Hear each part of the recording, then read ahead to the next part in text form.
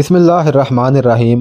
مدینہ منورہ سے ہجرت کے بعد کا واقعہ ہے۔ رسول کریم صلی اللہ علیہ وسلم ظاہری حیات تھے۔ مکہ اور مدینہ کے درمیان پھیلے ہوئے جلتے جھلستے ہوئے ریگزار میں ایک مسافر گھوڑے پر سوار مدینہ کی طرف جا رہا تھا۔ وہ اکیلا تھا، صرف گھوڑا ہی اس کا ہم سفر تھا جس پر وہ سوار تھا۔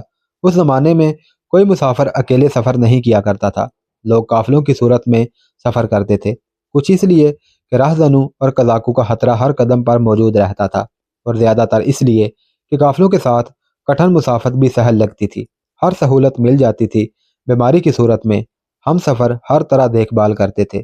پھر وہ مسافر اکیلا کیوں جا رہا تھا، کہاں جا رہا تھا، اس کے سوا کسی کو معلوم نہ تھا، اور قافلے سے بچھڑا ہوا یا بھٹکا ہوا ہی لگتا تھا، لیکن اس کے چہرے پر اور اس کے انداز میں ان تاثرات کا نام و نشان نہ تھا جو گم کردہ راہ مسافر کے ہوا کرتے ہیں۔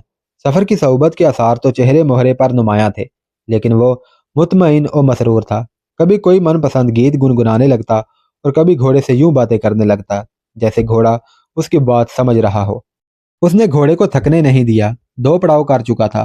اس کے ساتھ کھانے کا جو سامان تھا اور اس کا جو لباس تھا، اس سے پتہ چلتا تھا کہ وہ تلاش روزگار میں مارا مارا پھرنے والا کوئی بدو نہیں، اور وہ کوئی غریب سا عرب بھی نہیں۔ اشیائے خرد و نوش اور لباس سے ہی نہیں، چہرے کا جلال اور اس کا پروقار سراپا بتاتا تھا کہ اپنے قبیلے کا سرکردہ فرد ہے۔ اس کے سفر کا ایک اور سورج غروب ہونے کو تھا۔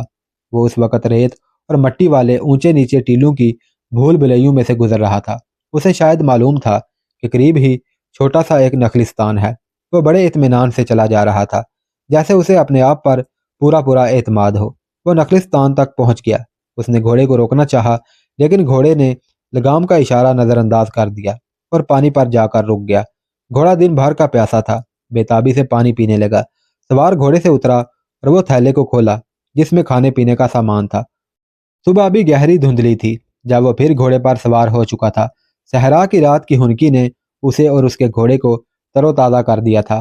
سورج اوپر آ گیا تھا جب وہ ٹیلوں کی ٹیکریوں کے علاقے سے نکل گیا تھا۔ یہ علاقہ پیچھے ہی پیچھے ہٹتا جا رہا تھا۔ کچھ دور آگے ٹیکریاں تھیں، یہ بھی ریت اور مٹی کی تھیں۔ ان پر کہیں کہیں خشک جھاڑیاں تھیں۔ کچھ وقت گزرا، وہ ان ٹیکریوں کے اندر جا رہا تھا۔ ان میں سے گزرنے کے راستے صاف نظر آ رہے تھے، لیکن ان میں آ کر وہ راہرو بھٹک جاتے ہیں جو صحرا کے بھید نہیں جانتے، اور ٹیکریوں کے اندر ہی اندر چلتے چلتے تھک کر شل ہو جاتے ہیں۔ وہ فاصلہ تو بہت سا طے کر لیتے ہیں، لیکن پہنچتے کہیں بھی نہیں۔ یہ سوار صحرا کا بھیدی معلوم ہوتا تھا۔ اسے جدھر سے بھی راستہ ملتا تھا بے خوف و خطر گزرتا جاتا تھا۔ پھر ٹیکریاں ختم ہونے لگیں اور بار بار دائیں بائیں مڑنے اور بھٹک جانے کا خطرہ ختم ہو گیا تھا۔ کچھ آگے جا کر ریت اور مٹی کی یہ چھوٹی چھوٹی پہاڑیاں ایک دوسرے سے اور زیادہ دور دور ہو گئی۔ وہ آخری ٹیکری سے گھوم کر آگے گیا تو اس کے سامنے ریت کا سمندر افق تک چلا گیا تھا اور سورج سر پر آ گیا تھا۔ ریت جل رہی تھی اور اسے اٹھنے والے شعلے آگ جیسے نہیں بلکہ شیشے اور چشمے کے پانی کی طرح شفاف تھے۔ ان سے پرے کی چیزیں ان میں سے اس طرح نظر آتی تھی جس طرح شیشے میں سے نظر آیا کرتی ہیں، لیکن جھل مل کرتی نظر آتی ہیں۔ اس سوار کو بائیں طرف سے ہلکی ہلکی دھمک سنائی دینے لگی۔ اس نے اس طرف دیکھا، ایک سوار آ رہا تھا، لیکن یہ پتہ نہیں چل رہا تھا کہ شتر سوار ہے یا گھوڑ سوار، کیونکہ وہ جھل ملا رہا تھا۔ دھمک سے شک ہوتا تھا کہ وہ گھوڑے پر سوار ہے۔ اونٹ بے آواز چلا کرتا ہے، تاہم ابھی اتنا ہی کہا جا سکتا تھا کہ کوئی سوار آ رہا ہے، اور وہ رک گیا اور اس کا ایک ہاتھ اپنی تلوار کے دستے پر چلا گیا۔ آنے والا کوئی راہزن ہی ہو سکتا تھا۔ اس کے پاس کوئی دولت نہیں تھی، زر و جواہرات نہیں تھے کہ اسے لوٹ لیے جانے کا خطرہ ہوتا۔ البتہ اس کا گھوڑا ایسی دولت تھی جسے وہ دست بردار نہیں ہو سکتا تھا۔ اس کی منزل نہ جانے ابھی کتنی دور تھی۔ جوں جوں سوار کا عکس واضح ہوتا آ رہا تھا، اس گھوڑ سوار کی تلوار آہستہ آہستہ نیام سے باہر آتی جا رہی تھی۔ اس نے گھوڑا روک لیا تھا۔ وہ آنے والے سوار کو ایسا موقع نہیں دینا چاہتا تھا کہ وہ اس پر اچانک وار کر دے یا عقب سے حملہ کر دے۔ ریت کے شفاف شعلوں میں سے آنے والا قریب آ گیا۔ وہ گھوڑے پر سوار تھا۔ چہرے کو تپش سے بچانے کے لیے اس نے سر اور چہرے پر کپڑا لپیٹ رکھا تھا۔ آنکھیں ذرا ذرا سی نظر آ رہی تھیں۔ ایسے ہی اس کے انتظار میں رکے کھڑے سوار نے بھی اپنا چہرہ چادر میں چھپا رکھا تھا۔ اس سوار نے اس سوار کے سامنے آ کر گھوڑا روک دیا اور کچھ دیر دونوں ایک دوسرے کو دیکھتے رہے۔ کیا ہمیں ایک دوسرے کے لیے اجنبی رہنا چاہیے؟ آنے والے سوار نے پوچھا۔ اکیلے سفر پر کیوں نکلے ہو؟ اس سوار نے پوچھا۔ کہاں سے آئے ہو؟ کہاں جا رہے ہو؟ تمہاری آواز جانی پہچانی سی لگتی ہے، آنے والے سوار نے کہا۔ کچھ ایسا ہی میں نے بھی تمہاری آواز میں محسوس کیا ہے، اس سوار نے کہا۔ آؤ ہم ایک دوسرے کو پہچان لیں۔ یہ کہہ کر اس نے اپنا چہرہ بے نقاب کر دیا۔ خدا کی قسم ابن ولید، دوسرے سوار نے اپنا چہرہ بے نقاب کر دیا۔ گھوڑے سے کود کر اترتے ہوئے کہا، میں نے ٹھیک پہچانا تھا، یہ آواز میرے یار خالد بن ولید کی ہے۔ عمرو بن عاص۔ خالد بن ولید نے گھوڑے سے اتر کر حیرت سے کہا، کیا تو حبشہ نجاشی کے پاس نہیں چلا گیا تھا؟ دونوں بغل گیر ہوئے اور کچھ دیر ایک دوسرے کو بازوؤں میں جکڑے رکھا۔ یہ تھی تاریخ اسلام کی دو شخصیتیں۔ خالد بن ولید رضی اللہ تعالیٰ عنہ کو رسول اکرم صلی اللہ علیہ وسلم نے سیف اللہ یعنی اللہ کی تلوار کا خطاب عطا فرمایا تھا، اور دوسرے عمرو بن عاص رضی اللہ تعالیٰ عنہ، انہوں نے فاتح مصر کا اعزاز حاصل کیا۔ دونوں نے کیسے روم کو فیصلہ کن شکست دے کر ان کی جنگی طاقت کو ریزہ ریزہ کر دیا تھا۔ روم کی جنگی طاقت دہشت کا دوسرا نام تھا۔ کوئی سوچ بھی نہیں سکتا تھا کہ اس ہیبت ناک طاقت کو کوئی شکست دے سکتا ہے۔ ہرکل جو طاقت کا دیوتا کہلاتا تھا، اسلام کے ان تاریخ ساز سالاروں کے آگے آگے بھاگا پھر رہا تھا۔ جنگ یرموک آخری مارکا تھا جس میں ہرکل کو فیصلہ کن شکست ہوئی تھی۔ اب اسے کہیں پناہ نہیں مل رہی تھی۔ پناہ ملی تو مصر میں ملی، لیکن عمرو بن عاص وہاں بھی جا پہنچے۔ ان دونوں عظیم سالاروں کی یہ فتوحات ایمان کی قوت، جذبہ جہاد اور اس وجاہت کی الگ الگ داستانیں ہیں، ایمان افروز، ولولہ انگیز۔ خالد بن ولید، ان کی داستان فتوحات اور شجاعت ہم اسی چینل پر خالد بن ولید والی سیریز جو کہ 77 اقساط پر مشتمل ہے اس میں سنا چکے ہیں۔ یہاں سوال یہ پیدا ہوتا ہے کہ یہ دونوں نامور سالار وہاں کیا کر رہے تھے؟ جہاں لاکھوں میل دکھ صحرا تھا اور زندگی کا نام و نشان نہ تھا۔ وہ بہت پہلے کی بات ہے جب ان کی وہاں اتفاقیہ ملاقات ہو گئی تھی۔ اس وقت دونوں نے اسلام قبول نہیں کیا تھا۔ دونوں مکہ کے قریش میں سے تھے۔ دونوں کی معاشرتی اور معاشی حیثیت اہل قریش میں بڑی بلند اور نمایاں تھی۔ خالد بن ولید امیر کبیر تاجر کے بیٹے تھے۔ انہوں نے اسلام قبول کرنے سے پہلے شہزادوں جیسی زندگی گزاری تھی، لیکن وہ جنگجو تھے اور نامور تیغ زن۔ عسکریت ان کے رنگ و ریشے میں رچی بسی تھی اور فن حرب و ضرب میں انہیں خصوصی مہارت حاصل تھی۔ خالد پیدائشی سپہ سالار تھے۔ انہوں نے رسول اکرم صلی اللہ علیہ وسلم کو قتل کرنے کا عہد کر رکھا تھا، لیکن اہل قریش جب کسی میدان اور مارکے میں مسلمانوں کے مقابل آئے، منہ کی کھائی اور اگلے مارکے کی تیاری کرنے لگے۔ خالد نے اپنے قبیلے کی شکست خوردگی اور مسلمانوں کی اہلیت اور ان کا نظم و نسق دیکھا تو اپنے قبیلے سے دل اچاٹ ہو گیا۔ خالد بن ولید کھوئے کھوئے سے رہنے لگے۔ عسکریت کے علاوہ انہوں نے مسلمانوں کے کردار میں کوئی ایسی نمایاں جھلک دیکھی جو انہیں اپنے قبیلے میں نظر نہیں آتی تھی۔ صلح حدیبیہ کے موقع پر تو خالد رسول اللہ صلی اللہ علیہ وسلم کو قتل کرنے کے لیے چل پڑے تھے۔ حضور صلی اللہ علیہ وسلم اس سے بے خبر تھے۔ آپ نے قریش کے ساتھ ان کی شرائط پر معاہدہ کر لیا جو خالد بن ولید کے لیے غیر متوقع تھا۔ خالد تو پہلے ہی رسول اللہ صلی اللہ علیہ وسلم کے کردار سے متاثر تھے۔ صلح حدیبیہ سے ایسے متاثر ہوئے کہ ایک روز کسی کو بتائے بغیر مکہ سے نکلے اور مدینہ کا رخ کر لیا۔ ان کے آگے 350 کلومیٹر انتہائی دشوار مسافت تھی اور رسول اکرم صلی اللہ علیہ وسلم کے دست مبارک پر بیعت کر کے اسلام قبول کرنے جا رہے تھے۔ راستے میں انہیں عمرو بن عاص مل گئے اور انہیں وہاں دیکھ کر حیران رہ گئے۔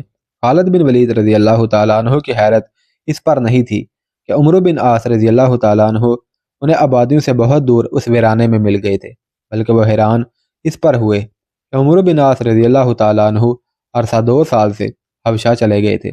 اگر عمرو بن عاص انہیں مکہ میں ملتے تو خالد بن ولید حیران نہ ہوتے۔ پہلے تو یہ بتا، خالد بن ولید رضی اللہ تعالیٰ عنہ نے پوچھا، یہاں کیا کر رہا ہے؟ کیا تو حبشہ نجاشی کے پاس نہیں چلا گیا تھا؟ ہاں ابن ولید، عمرو نے کہا، حبشہ ہی چلا گیا تھا، لیکن تجارت کے لیے نہیں بلکہ کسی اور وجہ سے وہاں گیا تھا۔ اچانک واپسی ہو گئی اور یوں سمجھ لیں کہ بھٹکتا ہوا یہاں آ پہنچا ہوں۔ تو مل گیا ہے تو شاید کوئی راستہ دکھا دے۔ میں تو سوچ سوچ کر تھک گیا ہوں۔ پہلے اپنی وہ سوچ تو بتا، خالد بن ولید نے کہا۔ اگر تو سوچوں میں بھٹک سکتا ہے اور کوئی راستہ نظر نہیں آتا، پھر مکہ کے قریش تو اندھیروں میں گم ہو جائیں گے۔ عمرو بن عاص نے جو جواب دیا وہ تاریخ اسلام کا ایک فکر انگیز باب ہے۔ ان کا جواب سننے سے پہلے یہ جان لینا ضروری ہے کہ عمرو بن عاص اصلاً کون تھے، کیا تھے اور ان کا خاندانی پس منظر کیا تھا۔ قریش بت پرست اور انہوں نے بتوں کے کچھ نام رکھے ہوئے تھے یا ان کے دیوتا تھے۔ ان دیوتاؤں کا ایک خاص اوقاف تھا اور اس اوقاف کا نگراں بنو سہم تھا۔ اوقاف کے تمام تر انتظامات اور مالی معاملات بھی بنو سہم کی ذمہ داری میں تھے۔ اس وجہ سے عمرو بن عاص بن وائل سہمی کو قریش میں خاصا اونچا مقام حاصل تھا۔ ان کے فیصلے اور حکم چلتے تھے اور ان کی تعمیل ہوتی تھی۔ خالد بن ولید کے خاندان کی طرح عمرو بن عاص کا خاندان بھی دولت مند تھا۔ دولت مندی کا ذریعہ تجارت تھا۔ عمرو بن عاص کے والد عاص بن وائل اتنے دولت مند تھے کہ ریشم کا لباس پہنتے تھے۔ عمرو بن عاص پر اس دولت مندی کا اور اپنے خاندان کی حیثیت کا بہت زیادہ اثر تھا۔ ایک اثر تو یہ تھا کہ وہ عزت نفس کا بہت زیادہ خیال رکھتے تھے، اور دوسرا اثر یہ کہ اقتدار پسندی میں کسی اور کو اپنے آگے یا اپنے اوپر برداشت نہیں کرتے تھے۔ عمرو بن عاص بھی خالد بن ولید کی طرح اور قریش کے ہر سردار کی طرح رسول اللہ صلی اللہ علیہ وسلم کے جانی دشمن تھے اور آپ صلی اللہ علیہ وسلم کے قتل کے در پہ رہتے تھے۔ لیکن عمرو بن عاص نے یہ بھی دیکھا کہ قریش کبھی بھی مسلمانوں کو شکست نہ دے سکے۔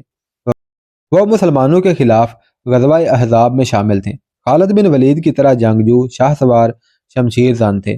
انہوں نے اپنی بے جگری اور بہادری کے جوہر دکھائے، جم کر لڑے، لیکن اس مارکے کا انجام بھی وہی ہوا جو پہلے دیکھتے آ رہے تھے۔ قریش حوصلہ ہار بیٹھے اور بری طرح میدان چھوڑ گئے۔ مشہور یورپی مورخ الفریڈ بٹلر نے واقعہ بیان کیا ہے، جس کی تائید ایک مستند مسلمان تاریخ نویس ابن عبد الحکم نے کی ہے۔ یہ واقعہ سنانے سے پہلے یہ بتا دینا ضروری ہے کہ تمام مسلم اور غیر مسلم مورخوں نے عمرو بن عاص کے متعلق لکھا ہے کہ وہ جس قدر بہادر تھے اور شاہ سواری اور شمشیر زنی میں جتنی شہرت رکھتے تھے، اس سے کہیں زیادہ ذہانت و فطانت، وقار و تمکنت، دنائی اور زبان آوری اور سخن فہمی میں بھی خاص مقام رکھتے تھے۔ استدلال ایسا کہ ان کے سامنے کوئی اپنی دلیل بازی کی جرت نہیں کرتا تھا۔ وہ حقیقت اور ہوش فہمی کے فرق کو نہایت اچھی طرح سمجھتے تھے اور مکمل طور پر حقیقت بین تھے۔ غزوہ احزاب میں قریش کی شکست دے کر عمرو بن عاص نے قبیلہ قریش کے چند آدمیوں کو بلایا۔ اے اہل قریش، عمرو بن عاص نے کہا، خدا کی قسم، محمد صلی اللہ علیہ وسلم کے معاملے میں ہم سب ہوش فہمی میں مبتلا ہیں۔ کسی ایک بھی مارکہ میں ہم ان کے مقابل میں نہیں جا سکے ہیں۔ ہم لوگ تسلیم کر لیں کہ محمد صلی اللہ علیہ وسلم کا ستارہ عروج پر پہنچ رہا ہے۔ وہ وقت تیزی سے چلا آ رہا ہے جب مسلمان ہم پر غالب آ جائیں گے۔ ہم تمہیں دانش مند سمجھتے ہیں۔ ایک آدمی نے کہا، جو تو نے کہا ہے وہ ہم دیکھ چکے ہیں۔ تو ہم سب میں عقل و دانش زیادہ رکھتا ہے۔ یہ بتا تو چاہتا کیا ہے اور ہم کیا کریں؟ تم سب میرے دوست ہو۔ عمرو بن عاص نے کہا، میں جو چاہتا ہوں اور کوئی نہیں مانے گا۔ تم سب میرے دوست ہو، مجھے اپنی اور تمہاری عزت کا خیال ہے۔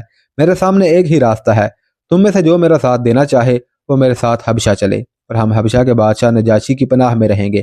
کب تک وہاں پڑے رہیں گے؟ ایک نے پوچھا، وہاں کیا کریں گے؟ تجارت، عمرو بن عاص نے جواب دیا۔ تجارت نہ ہو سکے تو نجاشی ہمارے لیے کوئی نہ کوئی ذریعہ معاش پیدا کر دے گا۔ اگر مسلمان قریش پر غالب آ گئے تو میں مسلمانوں کی غلامی سے نجاشی کے زیر سایہ رہنا بہتر سمجھتا ہوں۔ اگر قریش مسلمانوں پر غالب آ گئے تو محمد صلی اللہ علیہ وسلم کا نیا مذہب ختم ہو جائے گا۔ ابن ولید، عمرو بن عاص نے خالد بن ولید کو یہ ساری باتیں سنا کر کہا، تو چپ چاپ میری بات سن رہا ہے۔ تیری اس خاموشی سے اس کے سوا اور کیا سمجھ سکتا ہوں کہ تجھے میری بات اچھی نہیں لگی۔ میری خاموشی پر مت جا۔ میرے عزیز دوست، خالد بن ولید نے کہا، مجھے بھی کچھ کہنا ہے جو میں کسی اور سے نہیں کہہ سکتا۔ پہلے تیری پوری بات سن لوں، پھر اپنی سناؤں گا۔ میں نے بتایا ہے نا کہ چند آدمی میرے ساتھ تیار ہو گئے تھے۔ عمرو بن عاص نے کہا، ہم نے تجارت کو بہانہ بنایا اور چل پڑے۔ تجھے شاید حبشہ کا راستہ معلوم ہی ہوگا۔ ہم یہاں سے چلے اور سمندر کے ساتھ ساتھ چلتے یمن میں داخل ہو گئے اور پھر عدن جا پہنچے۔ عدن کے قریب اس جگہ پہنچے جہاں سمندر بہت ہی کم چوڑا ہے۔ بڑی بادبانی کشتی پر ہم نے سمندر پار کیا اور پھر خشکی کا سفر شروع ہو گیا۔ پھر 3-4 پڑاؤ کر کے حبشہ کے دارالحکومت ادلیس ابابا پہنچ گئے۔ تجھے یہ اندازہ ہوگا کہ یہ سفر کتنا طویل ہے اور کٹھن بھی، لیکن ہم حیریت سے اپنی منزل پر پہنچ گئے۔ حبشہ کے بادشاہ نجاشی کے دربار میں گئے اور اس سے پناہ مانگی اور یہ بھی کہا کہ تجارت پیشہ لوگ ہیں، اس لیے اس پر کسی قسم کا بوجھ نہیں ڈالیں گے اور پناہ کے سوا کوئی مدد نہیں مانگیں گے۔ نجاشی نے ہمیں شاہی مہمانوں کی طرح رکھا اور ہمیں ایسی رہائش مہیا کر دی جو شاہی خاندان جیسی رہائش تھی۔ مجھے ان باتوں کے ساتھ کوئی دلچسپی نہیں۔ خالد بن ولید نے کہا، میں یہ سننا چاہتا ہوں کہ تم واپس کیوں چلے آئے اور اب کہاں کا ارادہ ہے؟ میں دیکھ رہا ہوں تو اگر حبشہ سے ہی آیا ہے تو مکہ کیوں نہ رک گیا؟ مکہ پیچھے بہت دور رہ گیا ہے۔ کیا تو کوئی خاص بات مجھ سے چھپا رہا ہے؟ نہیں ابن ولید، عمرو بن عاص نے کہا، تو میرا دوست ہے اور اہل قریش میں تجھے وہی برتر حیثیت حاصل ہے جو مجھے۔ میں نے مکہ سے روانہ ہونے سے پہلے تجھے نہیں بتایا تھا کہ میں یہاں سے ہمیشہ کے لیے جا رہا ہوں؟ یہ تو میں نے کسی کو بھی نہیں بتایا تھا، اور اپنے ساتھیوں سے بھی کہا تھا کہ وہ بھی کسی کے ساتھ ذکر نہ کرے، لیکن اب دل میں ایسی بات آ گئی ہے جس کے متعلق میں فیصلہ نہیں کر سکتا۔ اچھا ہوا تو مل گیا ہے۔ تیرے ساتھی کہاں ہیں؟ خالد بن ولید نے پوچھا۔ انہیں وہیں چھوڑ آیا ہوں، عمرو بن عاص نے جواب دیا۔